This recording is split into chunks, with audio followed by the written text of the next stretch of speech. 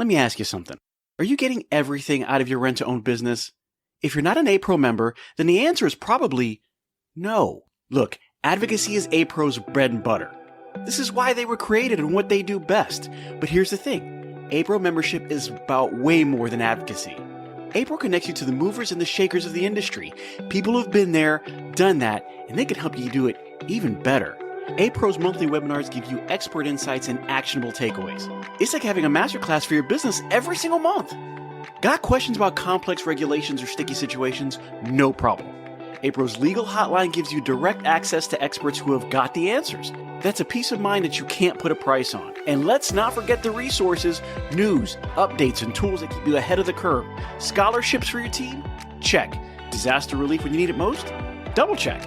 A-Pro is your ultimate support system in the rent-to-own world. So stop settling for less. With A-Pro, members get more. More support, more connections, and more success.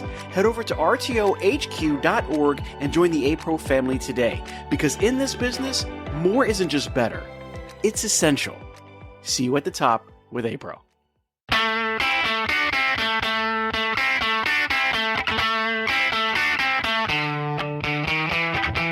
All right, welcome to the RTO show with Danny and Pete. Today, Danny is out. He is taking a vacation, so I have a co-host here, Teddy Kirvin. Teddy's been part of the rent-to-own world for a while, and today we're going to talk about how to handle a slow day. Today's a perfect day. It's raining outside. There's not a lot going on, so what do I do to be productive at my location to make it happen on a day like this? But first, a little bit about Teddy and what he brings to the table. And so, Teddy, when did you start in rent-to-own? About what year and about what time and where? Well, Pete, first of all, I'd like to say that this show is amazing. It's just the greatest show that I've ever heard. Thank you. No, honestly, I've heard a lot of people call me about this show, some people in the industry. But I started back in 2010 with Rent-A-Center in Goose Creek, South Carolina is where I started. Awesome. Now, are you from South Carolina? I'm from Charleston, South Carolina, yes. So then you started there. I know you've been there for a while. It's 2022. That's 12 years ago.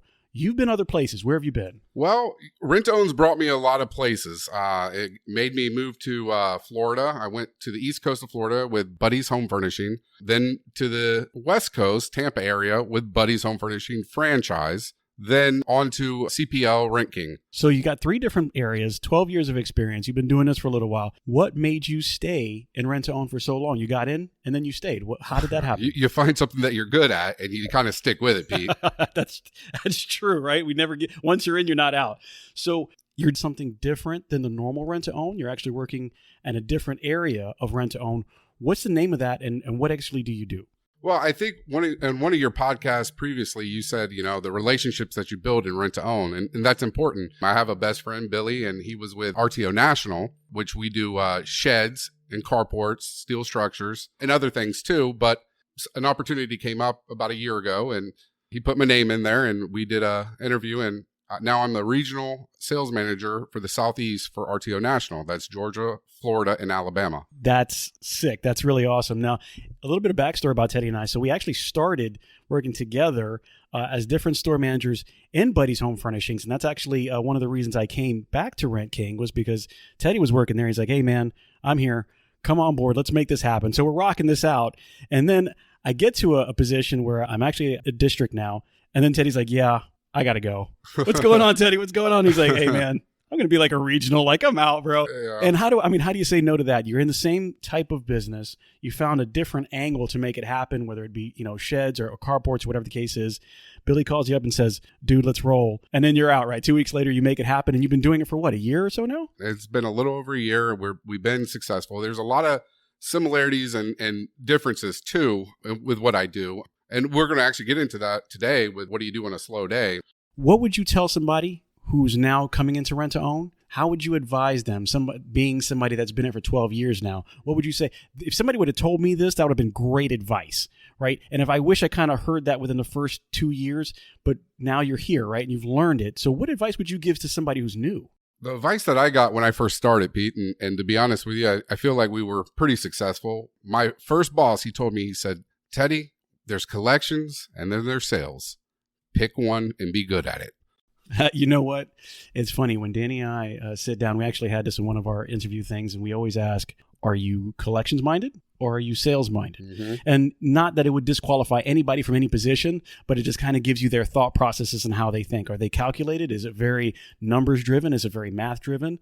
Or is it eccentric, like the other end of the spectrum, where you can go with the flow? You can make it happen regardless of what's in front of you, and you're overcoming these objections in a different type of way. And how does that make it happen? So I think by far it's awesome to know where you stand. So on the spectrum, are you credit or are you sales? Oh, Pete, you've worked with me for about 10 years out of the 12, to be honest with you. We've known each other for that long. That's crazy when you think about that. Yeah. I was thinking about that the other day when you called me. But yeah, we've known each other for 10 years. I think I'm sales oriented for sure.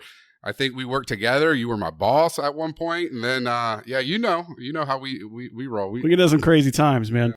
So right now we wanted to cover how to handle a slow day. And listen, guys, slow days doesn't exactly mean that nothing's happening. What slow days mean is that you don't have any traffic walking in the door, and it's a little bit gloomy outside, or it's a little bit quiet outside. And what are you going to do to make today a productive day?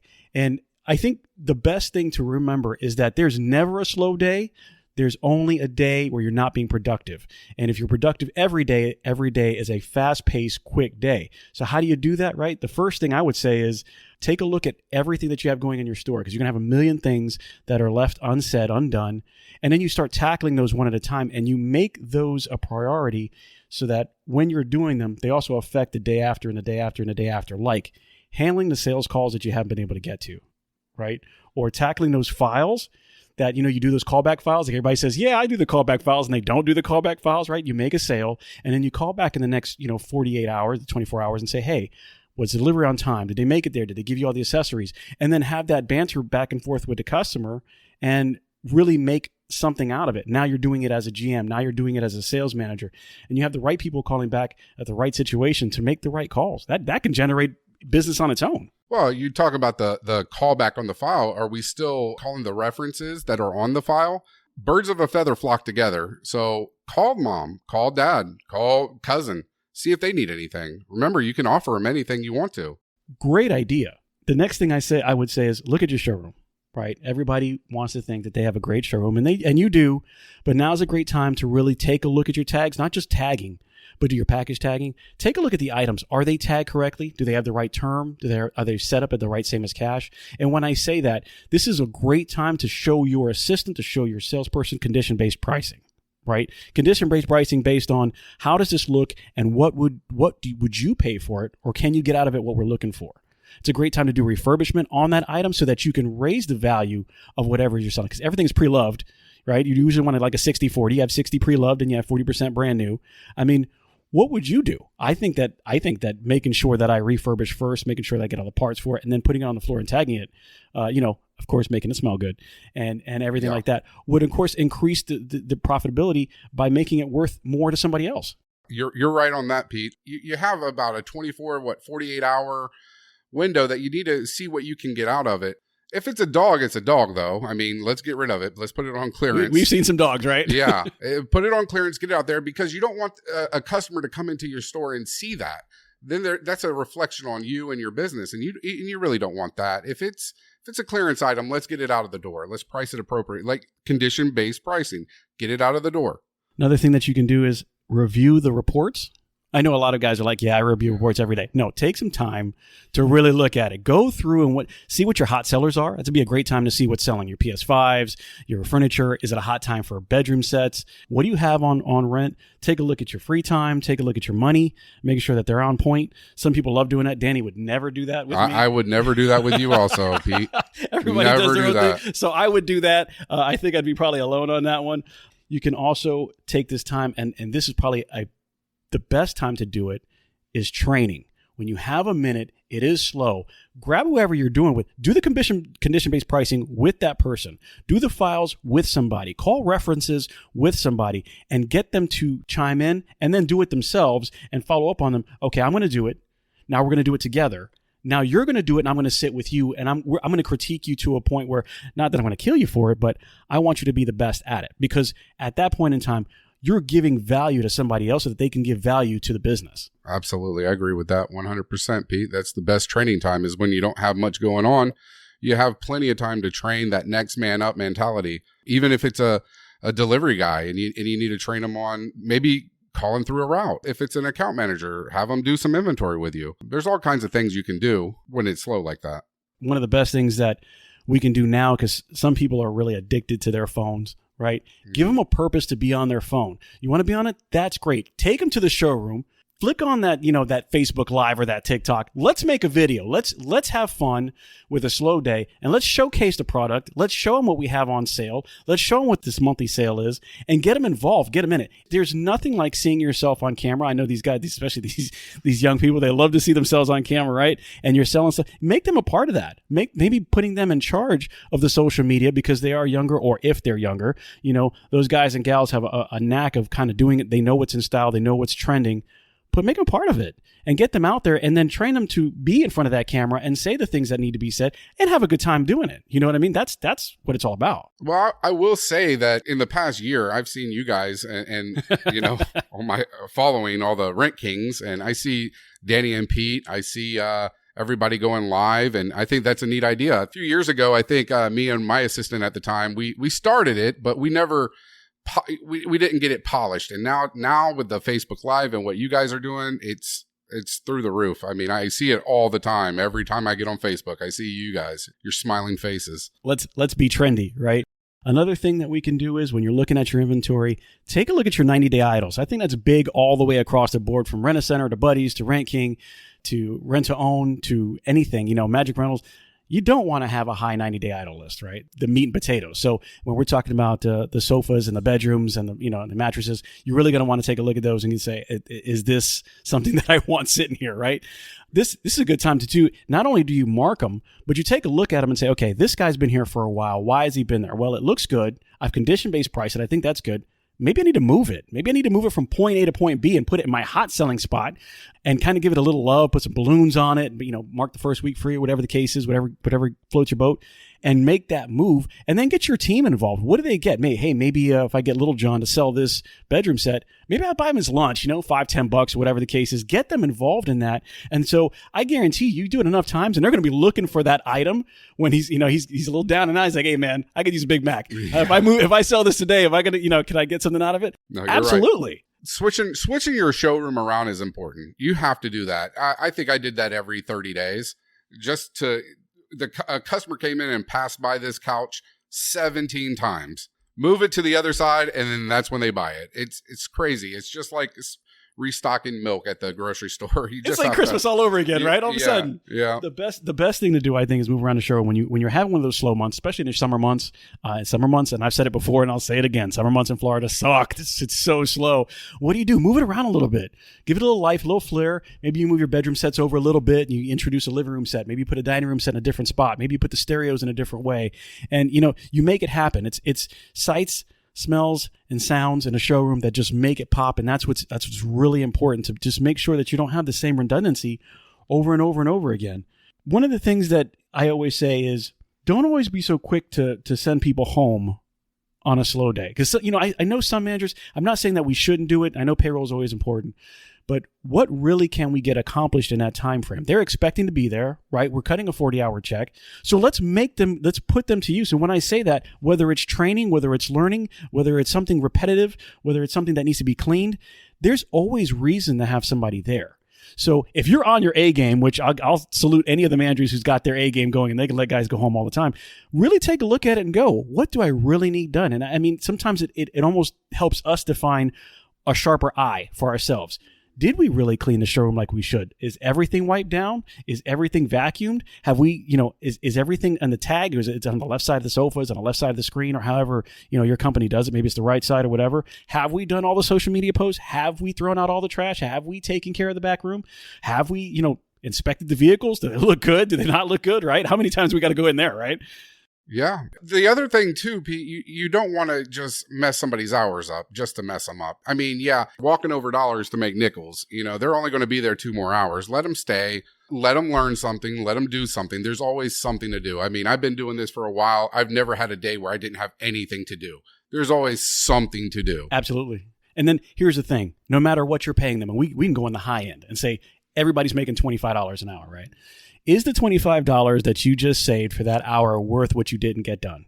Because now everybody's on the hustle on a Friday or a Saturday, and that one thing that you didn't get done is going to set you back. It's going to put back 3 deliveries that you're hot and mighty. You're going all out, and then you have to do it yourself, or somebody's got to stop what they're doing in the middle of a busy day to get it done. Try to remember those things when it's slow, because that whatever you saved on that dollar is probably not worth what you can invest in somebody to get it done through somebody else. Let's take a quick break. Hey everyone, it's Pete Chow here from the RTO Show podcast, and I want to tell you about a company that's making a real difference in the rent-to-own space, Wow Brands. I've seen firsthand how they approach marketing, and let me tell you, it's not just about ads. Wow Brands builds complete digital ecosystems designed specifically for the rent-to-own industry. Their e-commerce and lead generation strategies are built to bring in qualified leads. And did I mention that they are actively working with the rent-to-own industry while also being members of APRO and TRIB? Listen, these folks are passionate problem solvers. They don't just slap something together. They design, build, and scale the kind of digital retail tools your business needs and your customers actually want. So if you're serious about growing, reach out to Wow Brands at wowbrands.com. I trust them, and I think you will too. It is a direct reflection of what the work that you put in the week before and the month before. And so let's correct that. Let's not have a slow day anymore. Even though you might have the work that you're going to put in on that slow day is not going to get you it might not get you a sale that day, but it will get you a sale the next day and the next day. You just have to continue on. Somebody told me one time, he says, Teddy, how do I know this is your store? You're going to have 3 convictions. And those are the convictions that you have to have throughout your career. Mine personally was, I'm going to be sales oriented. That's number 1. You're going to know that it's my store because we're going to sell. Number 2, we're going to have a clean showroom. That was my conviction. So you knew when you came to my store, you're going to have a clean showroom.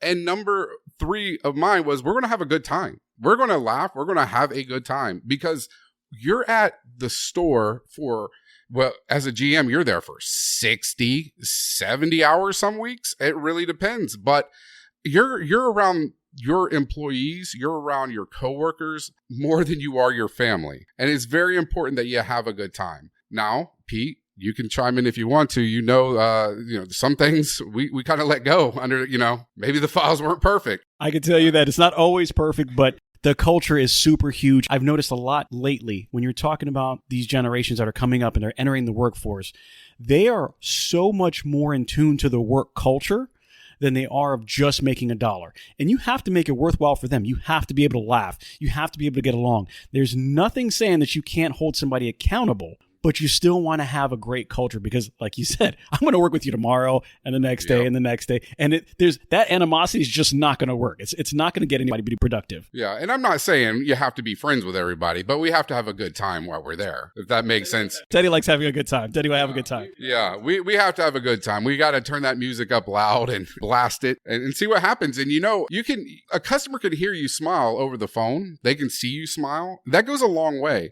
It doesn't matter. To me, it's never mattered. I've been at 4 rent-to-own companies. It doesn't matter the name on the door. I think you guys said that on one of your podcasts before. That doesn't, and that is so true. That's the truest statement. We've been successful in every single location that we've ever been to. And they don't do business with a CPL. They don't do business with a Rent King or a Rent-A-Center or a Buddy's or Magic. Magic Rentals is in Pennsylvania. Aaron's, yep. Aaron's. And there's so many of them. They don't do business. They do business with Teddy. They do business with Pete. They do business with a Danny. They do business with because it's still a customer business. One of the craziest things that I had to learn, and was early in my career, I was working in Wauchula Rent-A-Center at that time.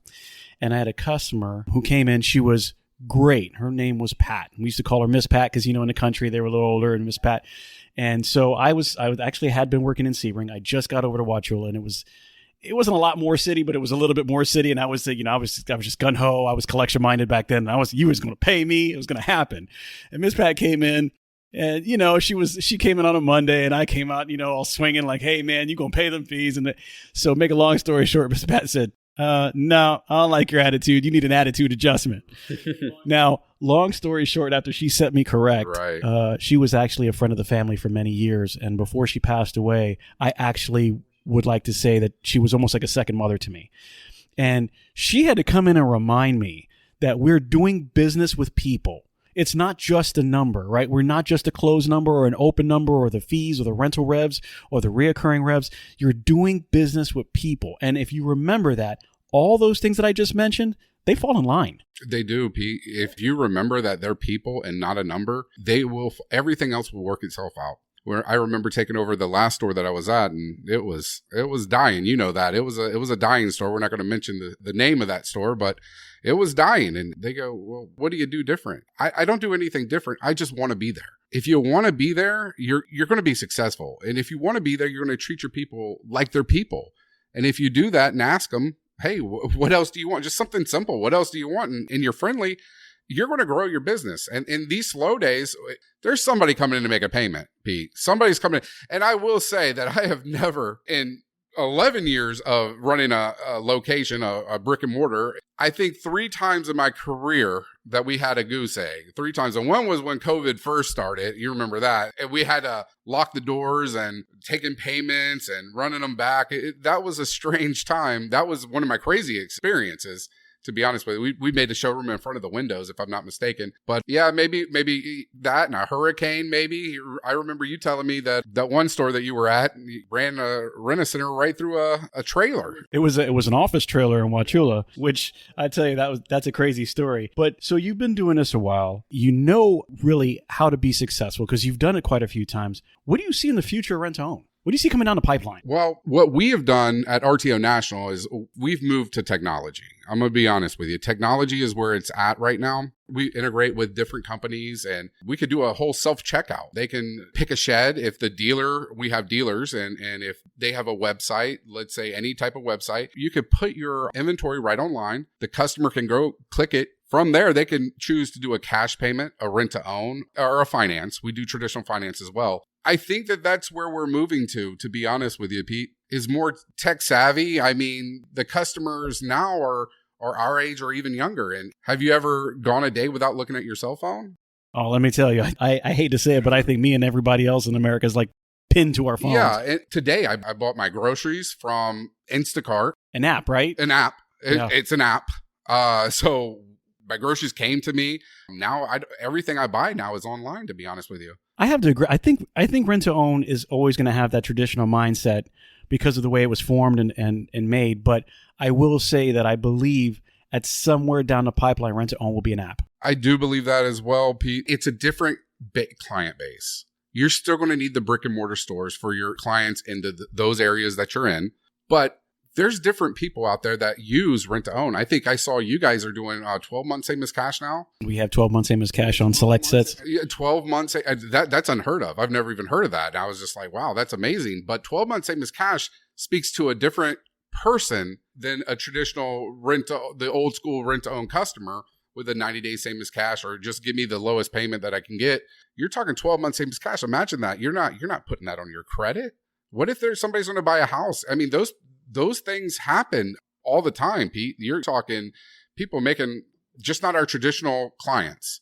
They're different clients. Well, when you talk about a slow day, right, and we also want to remember that the interactions with customers can also benefit from a slow day. So when you're sitting down, let's say you finally get somebody in the door, somebody on the phone, make sure that you use that even to sharpen to hone your own blade, to hone your own skills. Go over that agreement 100% and make sure that you fill in all the blanks and you let them know everybody has this stigma of rent to own. We're going to tell you exactly how much you're going to pay, exactly what time frame you have to pay it. And then when you take care of it, there's a time frame where it just ends. You make these payments, it stops. Now, a traditional credit card, you get that, right? And that can last for 10 years. You make the minimum payments that actually last 15 or 20, right? And they're not going to tell you that. When you buy a car for $30,000, they say, hey, it's a $30,000 sale, and this is how much you pay a month for 5 years. Go ahead and take those payments and add it up over 5 years. It's not $30,000. It's going to be a lot more than you think, right? So let's be upfront and discuss this with you, give you what we're going to do and what we expect from you, because we know that you're going to expect something from us. So let's go over that with you and make that slow day a training day for the customer, for yourself, for your employees. Talking about rent to own going to an app. Right now, there's somebody that we use for our marketing, and they are tech savvy, and that's Unlimited Marketing Solutions. Unlimited Marketing Solutions is a social media marketing company that can market directly to your specific customer base and provide solid and trackable results. Unlimited Marketing Solutions are also extremely flexible to meet your unique needs and budget, and are currently running a promotion for 10% discount off your first 6 months of marketing when you mention the code RTO Show. That's RTOSHOW when you call them at 352-553-3245. You can also email them at unlimitedmarketingsolutions.llc@gmail.com. I mean, how great is it to be able to hit a button, sell somebody something, and boom, not only do they get what they need, you don't have to do anything. You don't have to do anything. We're just talking here. I do believe that the order form is going to have to change with that, though. That's just going to be the future. You're going to have to change it. The 4 references, maybe that's a little much. Maybe you move it down to 2. That's just how many references do you guys use? 1. One reference, really? 1 reference, no ID. They don't even have to be the landowner. It's a different, but it is also, remember, there is a huge difference between a shed. Well, I can't, and a TV in somebody's pawn house. A shed, right? There is a huge difference. Yeah. Well, maybe you'd be surprised. Maybe we could. I don't know. Maybe they can. I don't know, but that does happen. A shed is normally in the yard, and it's kind of hard to move. It's possible. I don't want to give anybody any ideas, but I mean, you usually strap it down. Isn't it like strapped down for like hurricane winds? Isn't that how it works? In Florida, so you have different codes that you have to go by. Florida is a little different than Georgia. Georgia is a little different than Alabama. But yes, in Florida, they need to be strapped down. Well, on a slow day, don't go looking for sheds in the yards, right? Yeah, don't do that. Go looking for sheds. But just to recap on what we've done, Teddy, I know I really appreciate the advice that you've been able to give. But listen, guys, whether it's my advice, whether it's Teddy's advice, take a look at these. Make sure that you do a look at your files. Make sure you do callbacks from previous deliveries. Make sure you take the tagging and the packaging. Make sure that you follow your paperwork. Make sure that you don't send anybody home inadvertently when you could be training them or using them. As Teddy said, don't walk over $1 to make a nickel. There you go, man. Don't walk over dollars to make nickels. Get your sales calls in. Yeah. Pete would check his reports. Teddy wouldn't do that. Danny probably wouldn't either. But, move your 90-day, check on your 90-day, refurbish. Another thing that I wanted to say that I didn't add to it, but this would be a good day if you have somebody in the store to do that business-to-business marketing, right? You go to somebody else who has something different than what you have, right? We do furniture and appliances and things like that. What if you go to an eatery? What if you go to a car cleaning place? What if you go to a dry cleaning place and you get with them and maybe they can offer your customer something that you don't offer and you can offer their customer something that they don't offer and in return benefit from both. And if you create that network of people in your area, how much better is it to not only have your guys working all the time to sell, but having the other business in the area helping you because you're helping them. And on top of that, it gets your name out there, right? So if they're going someplace that they would never see you, but now they see your name, how great is that? Pete, I'll be honest with you. I'm a little disappointed. Danny's not here. Where is Danny? Right now, he's on the boat. Danny is on the boat singing the cha-cha-cha. He actually FaceTimed me from the shore of Mexico to talk-ish about him being there and me not. So oh, yeah. he was about 8 deep into margaritas, and he just wanted to make sure that I knew he was having a really good time. I don't blame him from going there. Listen, except for the fact that there's actually a hurricane out there and he's got to deal with that, I hope that he's having a great time, and I hope that he comes back safely. But coming into how to handle a slow day, we've got a lot of tips. Listen, guys, if you guys have anything that you want to talk about, or if you want to add to our list of things that we would talk about here, including how to handle a slow day, hit us up. You can go to our website at thertoshowpodcast.com. That's thertoshowpodcast.com. And you can scroll down and see what we have there. We do have the shirts up for the merchandise is up now. You can go to our emails at pete@thertoshowpodcast.com or danny@thertoshowpodcast.com. We both have different opinions about the same thing. That if you haven't seen that lately, let me tell you, we have different opinions about the same thing. And I think that's what makes us work. Please like and share us on social media, or go to your favorite podcast listening spot, whether you Spotify, Apple Podcasts, Amazon, and click that subscribe button. Hit us up, and that is today's episode for the RTO Show with Danny and Pete.